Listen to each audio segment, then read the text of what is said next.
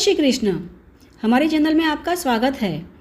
आज हम जानेंगे कि चैत्र मास कब से आरंभ हो रहा है और इस मास का महत्व क्या है तथा इस मास में कौन कौन से व्रत त्योहार आते हैं।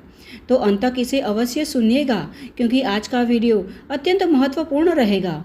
और हाँ, परम पावन चैत्र मास की कथाएं भी हम जल्द ही लेकर आ रहे हैं, तो इसे सुनने के लिए इस चैनल को सब्सक्राइब भी कर लीजिएगा, जिससे कि बिना किसी रुकावट के आप इस कथाओं का श्रवण कर सकें।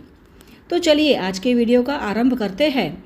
वैदिक पंचांग के अनुसार फाल्गुन पूर्णिमा के पश्चात कृष्ण पक्ष की प्रतिपदा से चैत्र मास का आरंभ हो जाता है और इस बार चैत्र माह के कृष्ण पक्ष की प्रतिपदा तिथि की शुरुआत हो रही है 15 मार्च शनिवार को दोपहर 2:33 पर और इसका समापन होगा 16 मार्च रविवार के दिन दोपहर 4:58 पर।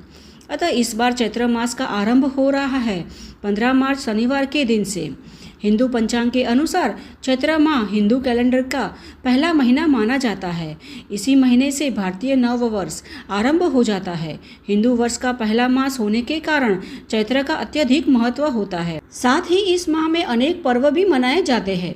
चैत्र मास की पूर्णिमा चित्रा नक्षत्र में होती है, इस कारण इस माह का नाम चैत्र पड़ा। नारद पुराण में वर्णित है कि सृष्टि के रचयिता ब्रह्मा जी ने चैत्र माह की प्रतिपदा से ही सृष्टि की रचना का आरंभ किया था।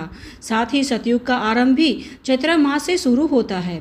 हमारे वैदिक और पौराणिक ग्रंथों के अनुसार इसी महीने की प्रतिपदा को भगवान श्री हरि विष्णु ने अपने 10 अवतारों से पहला अवतार यानी मत्स्य अवतार धारण कर इस सृष्टि पर अवतरित हुए थे और जल प्रलय के बीच गिरे हुए मनु को सुरक्षित स्थल पर पहुंचाया, जिससे प्रलय के पश्चात नई सृष्टि का आरंभ हुआ। इसी पावन मास में चैत्र नवरात्रि, रंग पंचमी, पाप मोचिनी एकादशी, कामदा एकादशी, रामनवमी, हनुमान जयंती और गुड़ी पड़वा जैसे महत्वपूर्ण कई व्रत और त्यौहार आते हैं।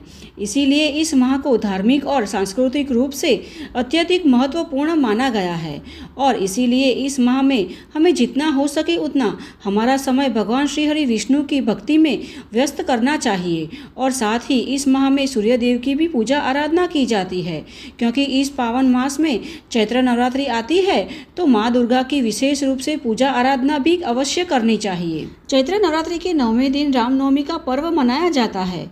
अतः एवं इस नवरात्रि में शक्ति और भगवान श्री हरि विष्णु दोनों की पूजा आराधना करनी चाहिए। तो चलिए तैयार हो जाइए इस पावन मास में अपनी चेतना को भगवान श्री हरि के चरण कमल में स्थित करने के लिए, साथ ही माँ दुर्गा की आराधना उपासना करने के लिए। और हाँ, इस पावन चैत्र मास में हम भगवान श्री हरि विष्णु एवं माता नवदुर्गा की कथाएं भी लेकर आ रहे हैं, तो इसे अवश्य सुनिएगा। तो चलिए इस परम पावन चैत्र मास की कथाओं के साथ फिर से मिलते हैं। तब तक के लिए जय श्री कृष्ण।